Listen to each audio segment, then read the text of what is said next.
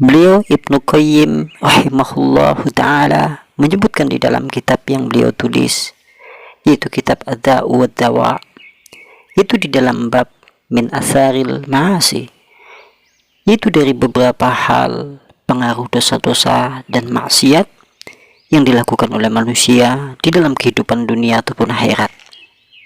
Bahwasanya dia berkata, walil ma'asi min asaril qabihah al-madmumah, sesungguhnya perbuatan maksiat memiliki dampak yang cukup jelek, dampak yang cukup keji, dan dampak yang cukup tercela. Al-mudharatu biqalbi wal badani fid dunya wal akhirah ma la ya'lamuhu illallah, dan juga memiliki kemudaratan, memiliki sisi-sisi bahaya di dalam hati manusia dan di dalam badan manusia, baik di dalam kehidupan dunia ataupun di dalam kehidupan akhirat, dan tidak ada yang mengetahui kecuali Allah Subhanahu wa ta'ala. Oleh karena itulah kita senantiasa berlindung kepada Allah Subhanahu wa ta'ala. Sebagai insan yang beriman, tentunya mudah-mudahan Allah menjauhkan kita semuanya dari segala perbuatan yang dilarang oleh Allah Subhanahu wa ta'ala, karena setiap dosa sekecil apapun pasti akan mendapatkan balasannya di sisi Allah Subhanahu wa ta'ala. Kemudian beliau menyebutkan, yaitu Ibnu Qayyim rahimahullahu ta'ala, yaitu dampak yang pertama dari perbuatan maksiat ataupun dosa, yaitu harumanil ilmi, yaitu terhalangnya ilmu. Wa innal ilma nur, maka sesungguhnya ilmu adalah cahaya, yaktifuhullahu fi qalbi, yang dimana Allah Subhanahu wa ta'ala meletakkan dalam hati manusia. Wal ma'siyatu, maka adapun maksiat, maka adapun perbuatan dosa, tudfi'u dzalik an-nur, itu akan mematikan, akan memadamkan cahaya ilmu di dalam hati manusia. Disebutkan di dalam satu riwayat, wala majalasa al-imamu asy-Syafi'i baina yada Malik, tatkala Imam Syafi'i ada di hadapan gurunya, yaitu Imam Malik. Lantas beliau, yaitu Imam Syafi'i, menghafalkan, ia membaca hadis-hadis ataupun ayat Al-Quran dan ilmu-ilmu yang dia hafal. Maka tatkala beliau membaca dan menghafalkannya, gurunya Imam Malik takjub terhadap kecerdasan yang ia miliki. Gurunya pun merasa kagum betapa bersinar kecerdasan yang ada pada diri Imam Syafi'i, dan beliau kagum juga, takjub pula terhadap kesempurnaan pemahaman apa yang dimiliki oleh muridnya, yaitu Al-Imam Syafi'i. Faqala, maka kemudian dia, Imam Malik, berkata, ini arallaha qad alqa ala qalbika nur, sesungguhnya aku melihat dirimu wahai Syafi'i, Allah telah meletakkan di dalam hatimu cahaya ilmu.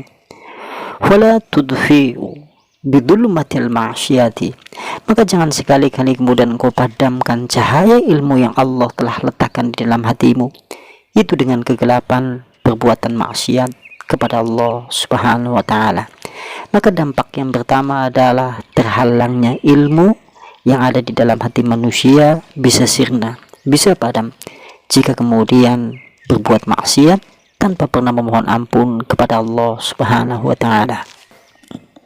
Kemudian disebutkan dalam riwayat yang lain, ada seseorang yang mengadukan kepada Waki tentang buruknya hafalannya. Laki-laki itu berkata, sakautu illa Waki su'a hifdi, aku adukan kepada Waki tentang jeleknya ingatanku, tentang jeleknya hafalanku. Wa arsadani illa tarkil ma'asi, kemudian dia memberi petunjuk kepadaku agar aku meninggalkan segala perbuatan maksiat kepada Allah Subhanahu wa ta'ala.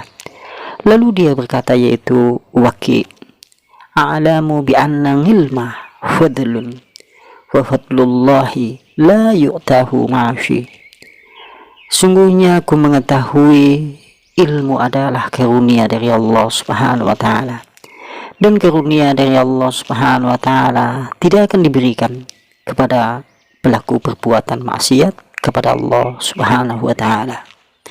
Maka poin yang pertama adalah dampak dari perbuatan maksiat adalah terhalangnya ilmu bisa menetap dalam hati manusia. Kita berlindung kepada Allah dari hal yang demikian itu. Sementara berkata Ad-Duhaq, dia berkata, ma na'lamu ahadan hifdzal Qur'an summa nasiyahu illa bidhambi.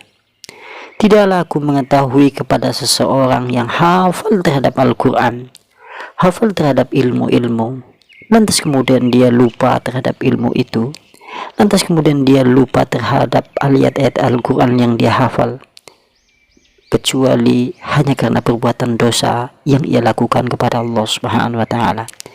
Karena sesungguhnya menurut Tuhaq, musibah yang paling besar dari lupa terhadap ayat Al-Quran yaitu adalah perbuatan maksiat kepada Allah Subhanahu wa Ta'ala. Karena perbuatan maksiat bisa menjadikan seorang terhalang dari ilmu Allah Subhanahu wa Ta'ala.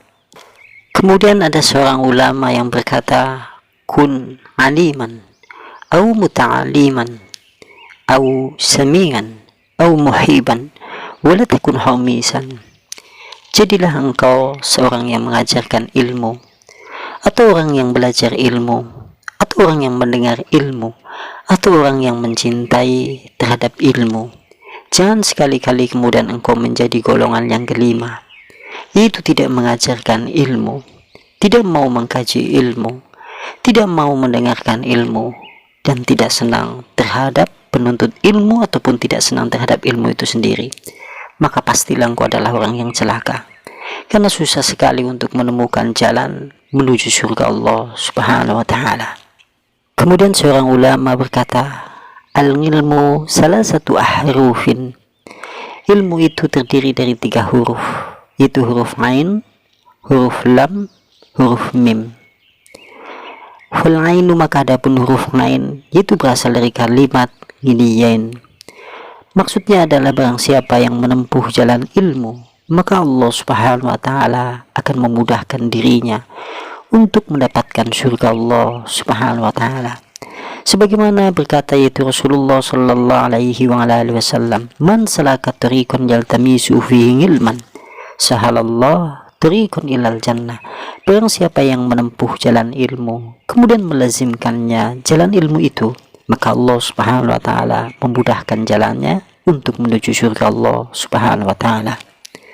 Maka adapun huruf lam diambil dari kalimat lutfi, atau maksudnya adalah kelembutan.